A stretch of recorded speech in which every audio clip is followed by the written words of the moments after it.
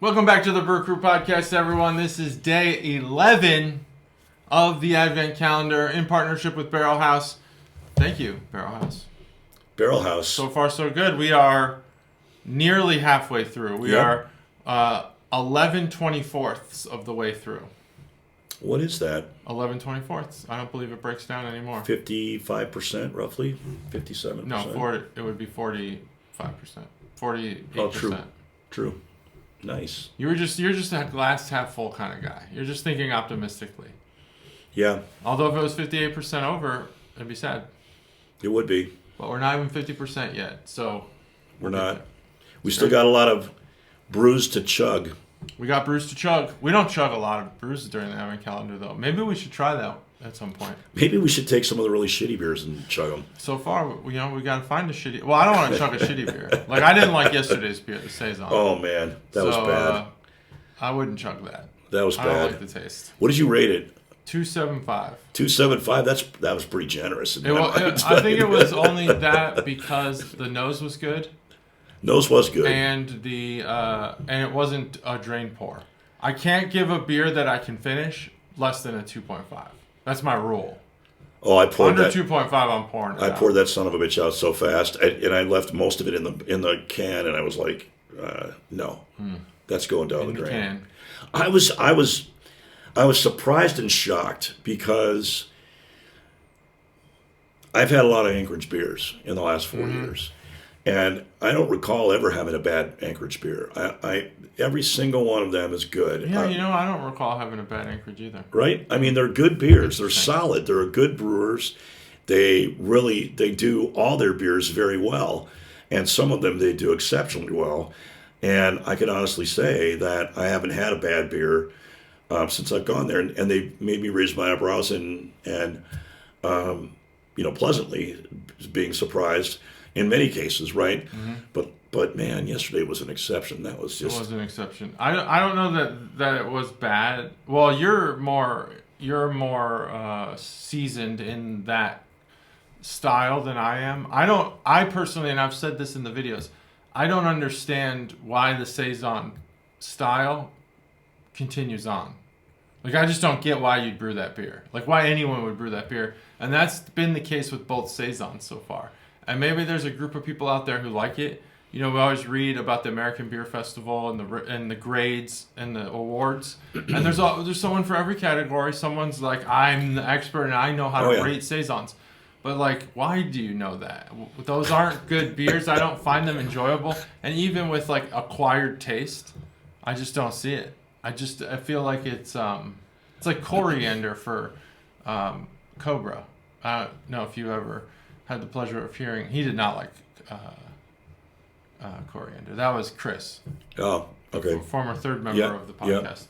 I remember in your garage. And he just wouldn't do it. He just wouldn't like beers with coriander. Yeah. And that's how I am with these Saisons. Like, the amount of honey you'd have to put in that beer to make it good is like too much honey. Now, I thought I scored the red Saison that we had. Wait till the sun shines, Nelly. No, when the sun comes up, or yes, I don't remember. I can't remember anything. I can't remember what day of the calendar. But it was day 5. Yeah. Because I compared last night's to it, and I gave that a really good score, a rating, and that was probably the best Saison I've ever had. I've never been a Saison fan. I've never gotten it. Pretty great. It's kind of, I don't know, trying to be a sour, but it's really not a sour. I don't know. It's kind of a strange beer to me. And but that one was really well balanced, and I really loved it. And the one we had last night, I mean, by comparison, wasn't even in the same ballpark. It was a drain pour for me. Well, fair enough. 1.5 for me. That's okay. Yeah. All right, let's break into today's beer. Today's beer is Fonta Flora Yuns Changed. What does that mean?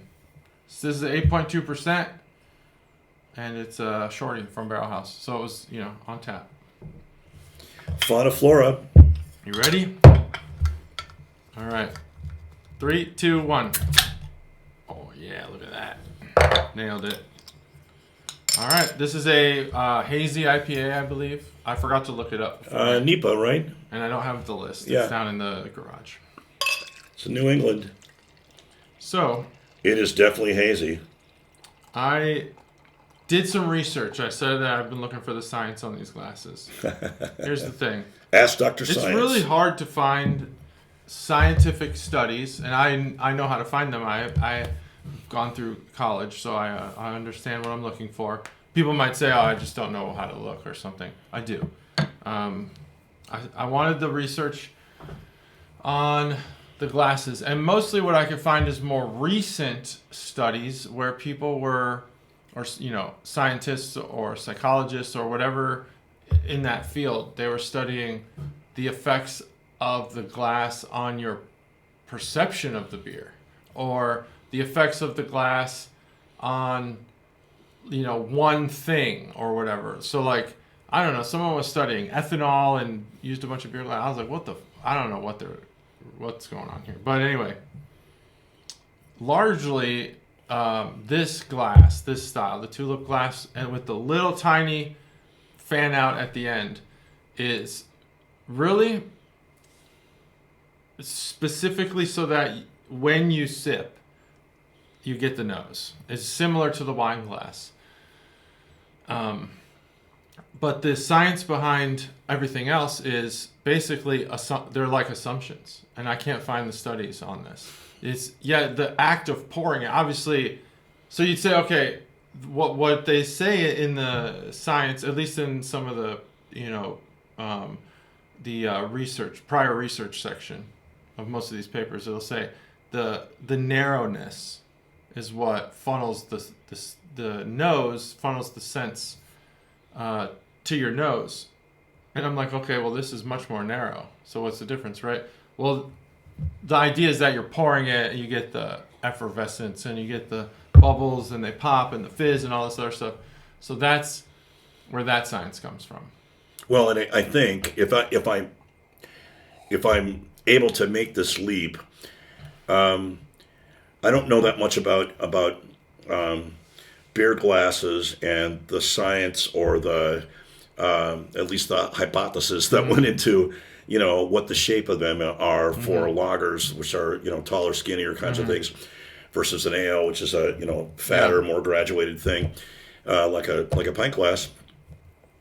But I do know from the wine world that there's so many different shapes of glasses. So I found some papers on that too. Oh, that's good. I want to hear that because I read that. I read quite like 20 years ago, maybe now. Some of the science behind that, or what at least some of the research was. I know some of these organizations like Rydell that specialize, huge companies that are global, that just specialize in wine glasses, different styles and shapes. They poured millions and millions of dollars into research, but I haven't seen that hard data. But the idea behind a bowl shape like that, that's fatter and opens out, and then it narrows, is exactly that. There's a two-stage part of that, right? The bowl part of it is to let the wine breathe and open up and oxygenate, so that it releases all the flavonoids and everything into the glass, and then the narrow top traps them a little bit and concentrates them, so that when you swirl around and stick your nose in there, you're getting the full effect of what the essence of the wine is, because it's had room to breathe, and then it's focused, and then you're doing that. So kind of a two-stage thing. That's the theory anyway. Right. So that's what I was really trying to look for, was that the idea that on the nose this glass matters. Yes, when you pour it. And now here's the thing: physics are physics. Yeah. The real change that you can make scientifically to a glass happens in the material itself. You can rough up the bottom. A lot of pint glasses will have lines in the bottom, even ones you can't see. I think the Barrel House has glasses that have etches, basically laser etch in the bottom, and what that does then is it actually invigorates the drink as it hits the bottom, and then it makes it fizzier. Yeah. So you get more scent. Now, what you're saying about the bulbousness, there's really, you can recreate that. That's just, if they poured millions of dollars into R&D, I guarantee they found the same thing about the material itself. You can change the surface, the surface texture. And that's really all you can do. I could not find any actual science. And everyone talks about science, like, follow the science and all this stuff. And I agree. And I, as a scientist, follow the science with academic peer-reviewed research.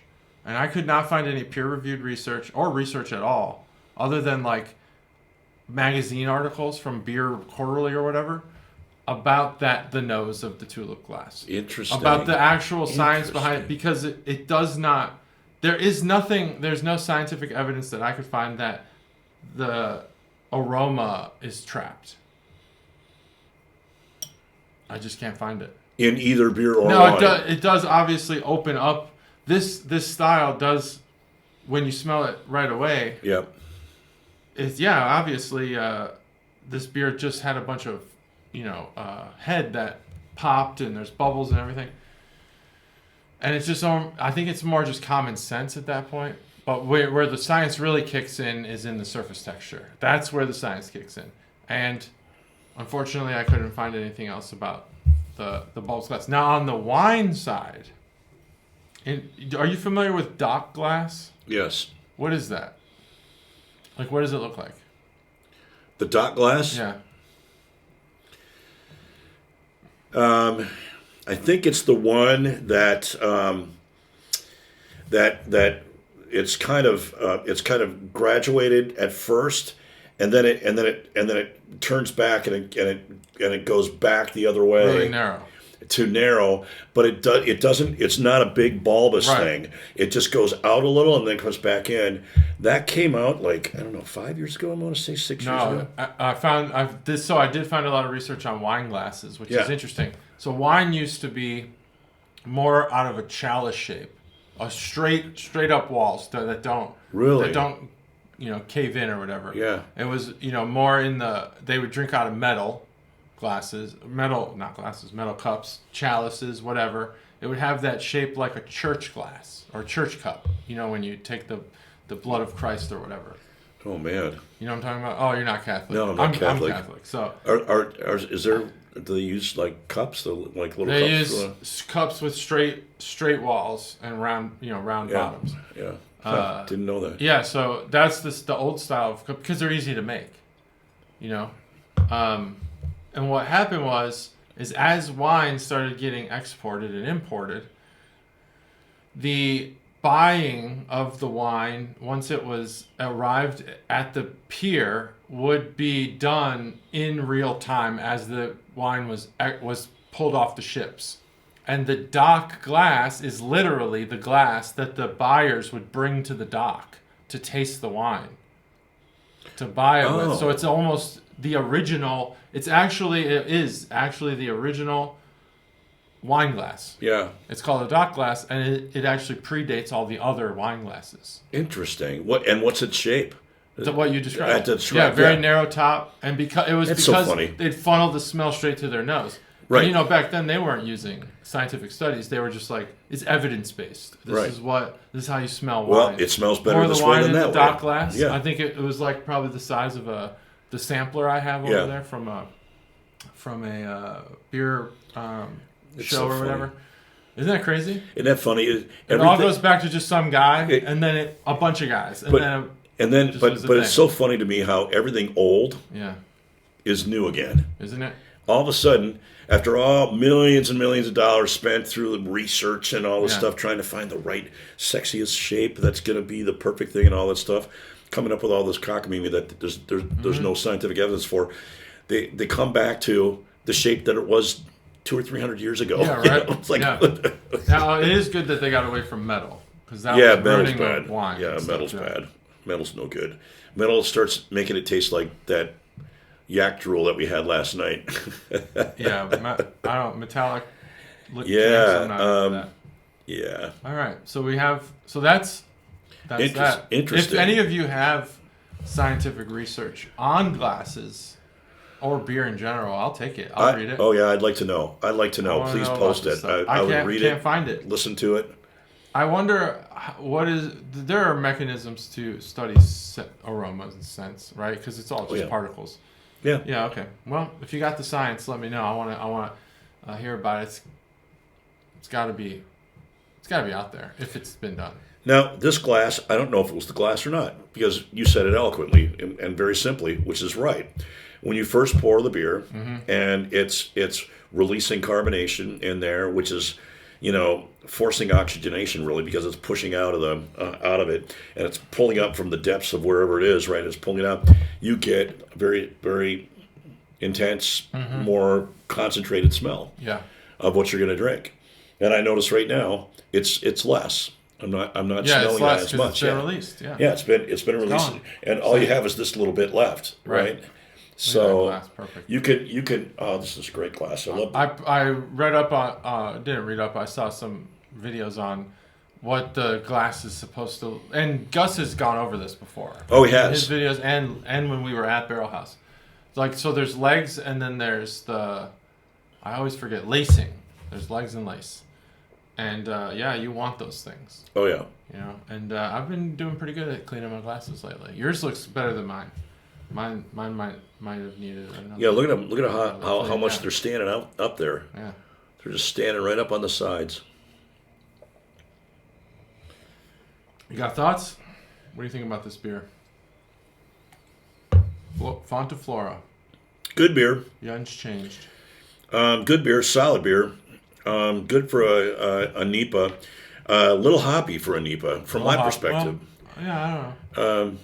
I mean, you get variations of IPAs no matter what region you're brewing it from, and whatever they say it is. There's always going to be variations, right? But to me, a NEPA typically is maybe a little less hoppy than this. But I don't mind. I love IPAs, so I don't mind so much about the hops. It's really citrusy. It's really citrusy. I'm guessing they use citrus hops as one of the hops that they have in there. But I'm also tasting, probably like Nuggets, maybe Cascades, Pacific Northwest hops that you would expect out of a more West Coast beer. But I'm definitely tasting the citrus, and smelling it, which I like. I like that in a beer. It creates a kind of a lighter style, sweeter style. Even though this has a bit of a hot bite, you expect that out of an IPA. But different IPAs that you drink will have various bitterness ratings just because of the style that they make it in. So I would love sometime, like that English bitters I was really turned on about a few days back here, just because it was really it was lightly hopped, but it was a pale ale style, and the light hops allowed you to taste everything in it. And after it warmed up a little bit and it opened up, that thing was a beautifully balanced beer. Not like a knock your socks off kind of this is a crazy wild beer. Wow, I really like this because it's so different, right? But we just rarely get an English bitter style in this country. We just rarely get that. And I think, when you compare like an English bitter, which is a lighter pale ale kind of a thing, not a pale ale like Sierra Nevada pale ale, which is the West Coast hops pale ale, it's a beautiful beer, and it's a lighter, refreshing beer. And I'd rather drink that kind of a beer any day over a lager. And I think that's why I probably rarely drink lagers anymore, is because the ales are just they have more depth and more character. And if I want a summer beer, I'll get a summer ale, a lighter ale, like an English bitter or something like that. Yeah. So I like that. But other than that, I got a lot of citrus in this, lemon and some orange and a little grapefruit in there, which I think is pretty characteristic though for New England's. Just really good. I like this a lot. It's good. I think it's got a drier finish than most New England's. I think that's where I'm torn on this beer. I don't know that I'm tasting a higher hop content. Bobby also said that it was hoppier. Oh, he did.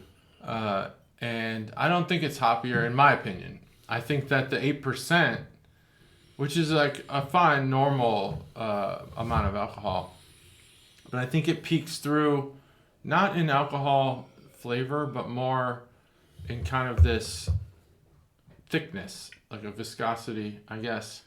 And it just changes the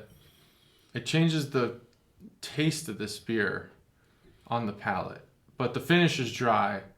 The nose was fine. I did smell citrusy, smell hoppy.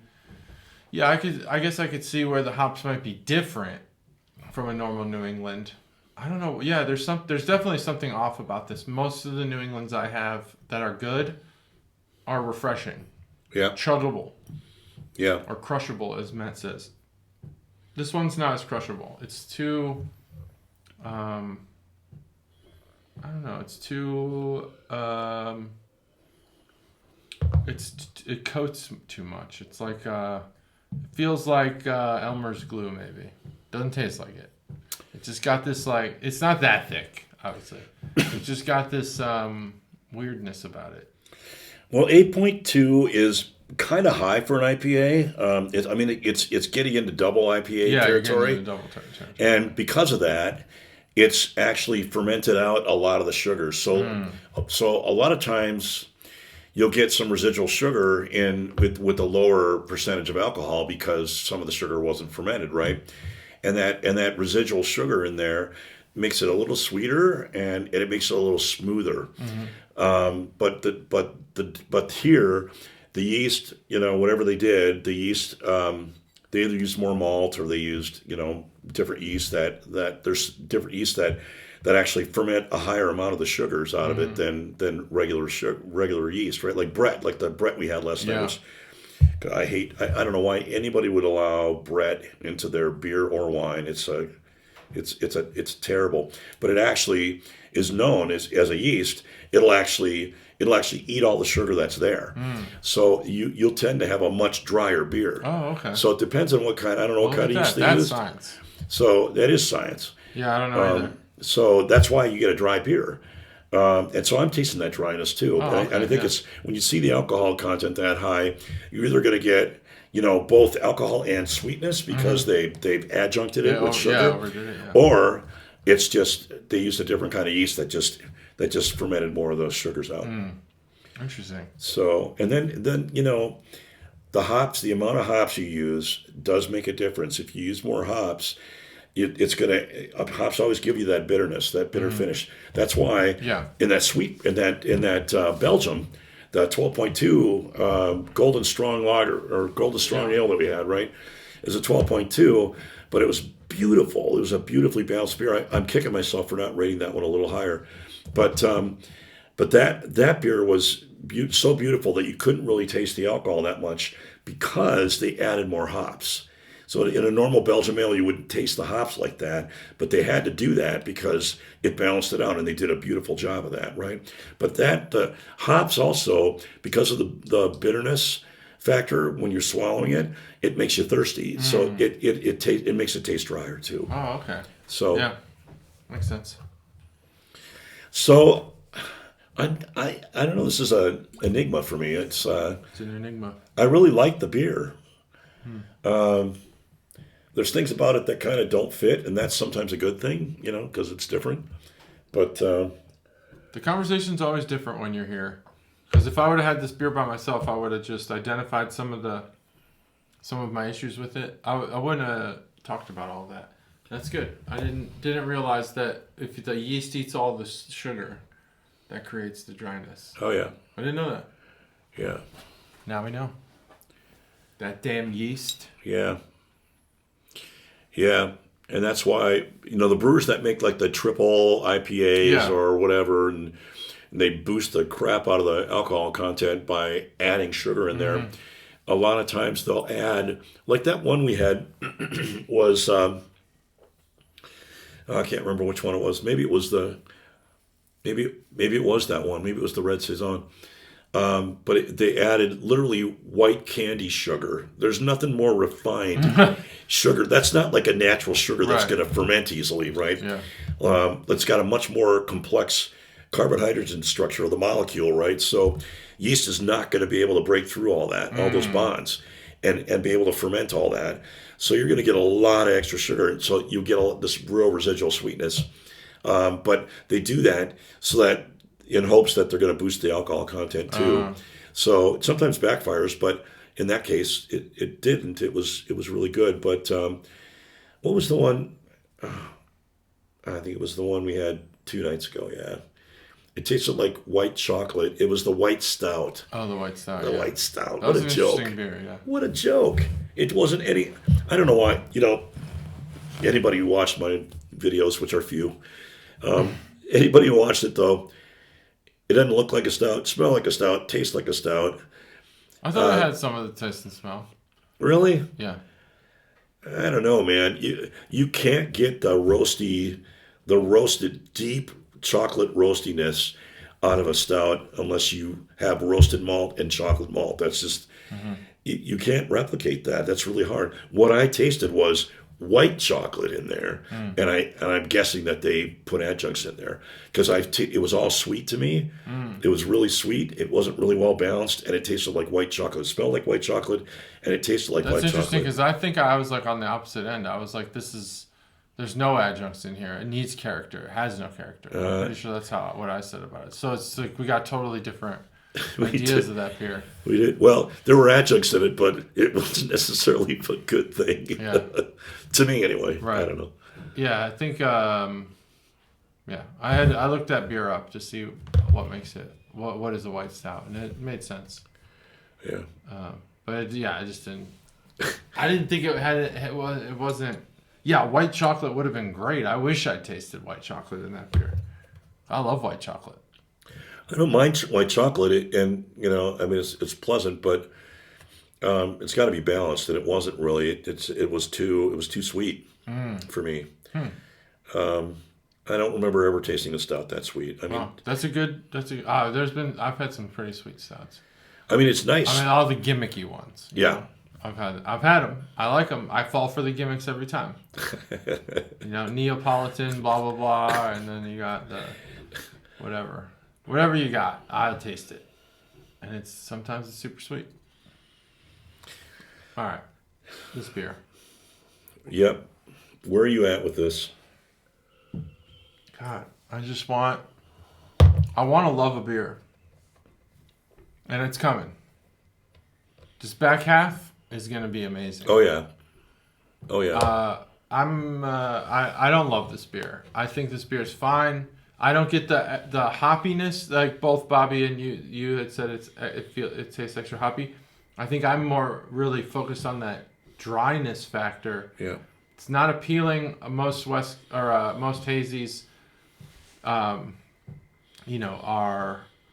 more refreshing. They leave you kind of satisfied from a thirst quenching perspective. This one doesn't. This one makes me want a second beer, which is good, I guess, but not this beer. Not a second one of this. Not a second one of this. I want a beer that's more quenching. Yeah.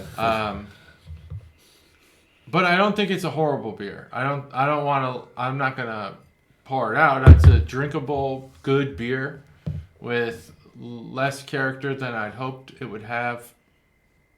I don't know what I was hoping for, but this had some of what I was hoping for, but it also had some of what I was hoping to not have.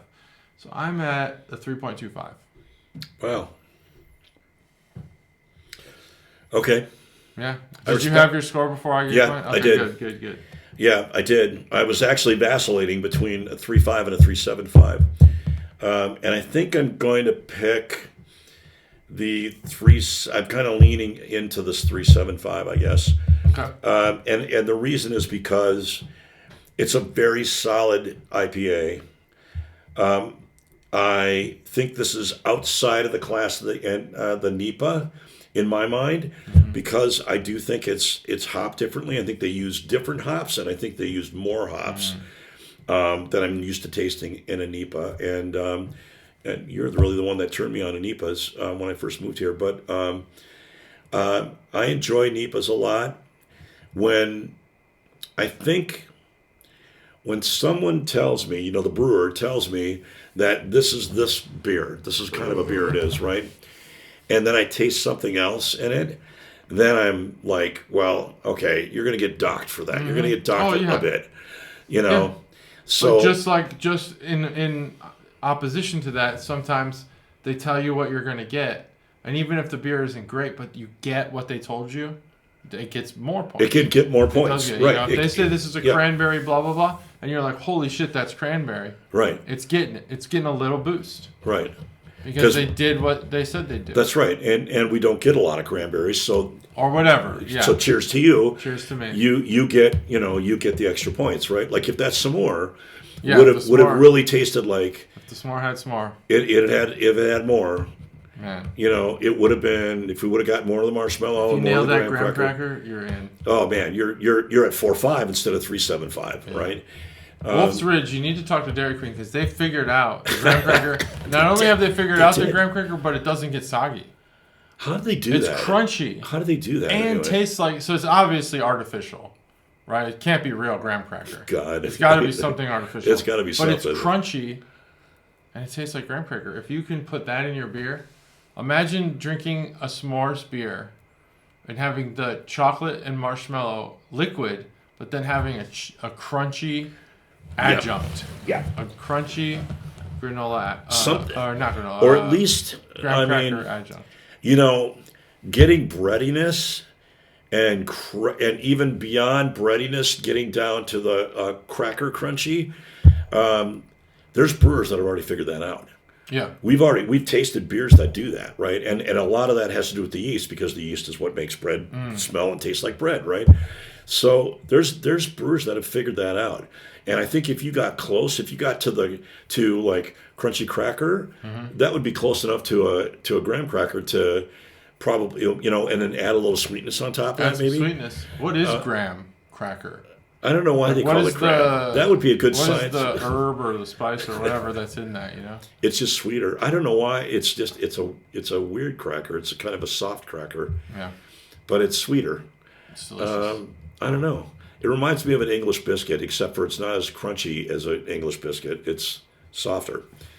But that'd be a good science research project. All right, I'll do it. But if you can nail that, I'm all over you. I'm 4, 5, and to 5 somewhere in there. Shit. Oh yeah. Cracker beer. Cracker barrel beer. Cracker barrel beer. I don't want that. I don't want antiques in my beer, I don't want antiques. I'll say their French onion soup's legit. Their fried chicken is phenomenal. I've never had that. Oh my God, it's beyond. Oh, I've never had it. It's on Thursday nights or Wednesday nights. It's been a long time since I've been to Cracker Barrel, but I think it's on Thursday nights. I think I haven't been to Cracker Barrel in 20 years. Oh my gosh. When my buddy CJ, when I've gone on tour with him, we always go to a Cracker Barrel because we're typically in states tour, yeah. And oh my gosh, that's beyond. But so well, not this one, but hint: go to Dairy Queen. Yeah. Order a s'mores blizzard. It tastes like a s'more, right? Yeah. Or we get the cheesecake. Oh yeah, the cheese, the New York cheese, and it has graham cracker mixed in that one too. But yeah, the s'mores. Yeah, the s'mores has the same deal.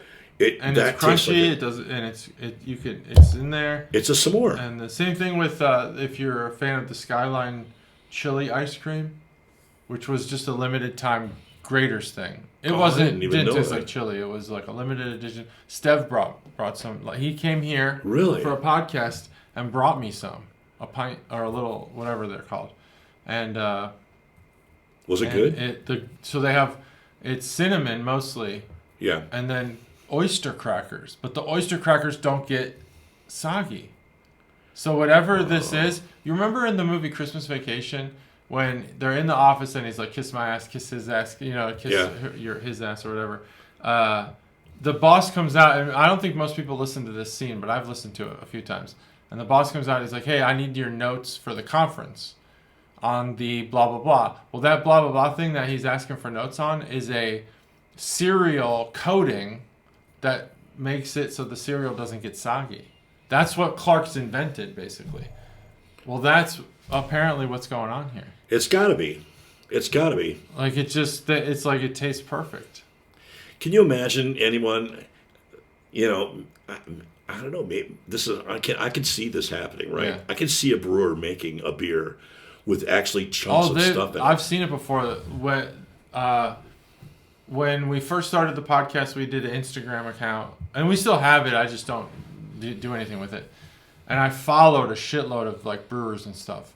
Well, some of these breweries, they're really serious about social media. And there was one in particular, I don't remember who it was, but they would post these amazing photos of their beer. And they had made a Cinnamon Toast Crunch beer. No shit. And in that beer, there were adjuncts, like crunchy adjuncts of Cinnamon Toast Crunch. Oh my gosh. And I'm not sure if it was Cinnamon Toast Crunch or just some like shitty... I never tasted the beer, you know? Yeah. But in the foam, you could see crumbs in the head. I was like, holy shit. That looks amazing. I always wanted to try it, but I obviously never did. That sounds really good. Yeah. The secret is, how do you keep it from getting soggy, right? I mean, it must be some artificial thing. It's got to gotta be a coating. fake food. Yeah. Yeah. Like stuff you're not supposed to eat Fake food. a lot of. Fake food that we know causes cancer, but damn it, we like it anyway. We're dope to get it in our beer. Everyone always says, the people who live to be 110, they had like a beer a day or whatever. I would hope that the beer we're drinking now is not purposely causing cancer, so it could be crunchy. That'd be fucked up. I don't want that is a little effed up, actually. You hope that the beer that we're drinking is more natural. I don't know how true that is. Actually, I think if it's a microbrew beer, it probably is. I don't know that. Yeah, I think it pretty much is. I mean, I don't know how much of the hop crop Monsanto's spraying down. Oh God, probably none, right? I hope. Yeah. No. You'd hope there's no like mass produced. You can't really do that. I mean, it is, but insecticide. Well, the thing about hops is it's a cousin of, everyone knows this. It's a cousin of marijuana, right? And there's natural oils in it that actually are natural pesticides. Oh, okay. Yeah, it keeps the pests away. Wow. That's why they're so prolific. I mean, you plant that stuff. Right. You plant that in a grass patch, it will take over in like a year. And hops or weed? Hops, weed too. It seems like people struggle to grow marijuana. Not in the right climate. I've never tried to grow it. No. I'm not a big weed fan. It's legal here now. It's legal in Ohio? In Ohio, yeah. No, I did not know that. Yeah. It was in the last election, I think. Oh, I didn't know either that. the last one or two. I can't remember. Dang, man. Yeah, so it's legal. So it's like, I just don't. It's just I voted in the last two elections, but I don't remember that, man. It's just not something I prefer. Huh. But yeah, I voted for it. I just because I think it's good for the economy. I just don't care for it myself. I knew a couple of guys that when I was homebrewing, I knew some guys that I was hanging out with that were like, man, it's a cousin of hops. It's got to be just as good as hops. Plus, you'll get buzzed if you drink it. So they brewed a beer. So they tried to brew it with hemp, and it was horrible. Oh, I'm sure it was hemp is aged. Isn't that like dried out, aged? Oh, it's terrible. Hemp? Well, you have to have fresh. You have to have, like hops. Hops so have fresh flowers. Yeah. But still, they didn't have fresh. It's not the same oil. The oil's different. And that was back when it was illegal. Yeah. So they're probably buying shitty weed. They're probably trying to buy the dry shit. Yeah. Yeah. But like the hops. I mean, it smells a lot. It's got that same pungent kind of, the hop oil has got the same pungent smell, but it doesn't have THC and it doesn't have all this stuff in it, right? But the hop oil is chemically different, and it provides preservative qualities, plus it's got that beautiful floral aroma. When you get fresh hops, they're incredible. I could just sit there and smell hops all day. There's a real floral quality about them. So it provides a lot of, in addition to the bitterness from the oil, which is a preservative for the beer. That's why I know I said this maybe 2 years ago, maybe, when we were talking about hops, but IPA was invented by the Brits because they were shipping beer all the way to India for their troops that were stationed in India, that were occupying India, right?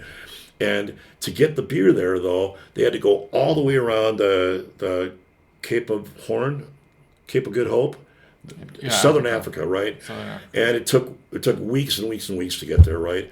And by the time that the beer got there, a lot of times the beer was already spoiled because there weren't any preservatives in it, right? So they determined that, well, they knew that hops had a preservative quality to it, so they just started amping up the hops that they had in it so that they would have more preservative in the beer, natural preservative in the beer, and it worked. Ergo, India Pale Ale. That's what.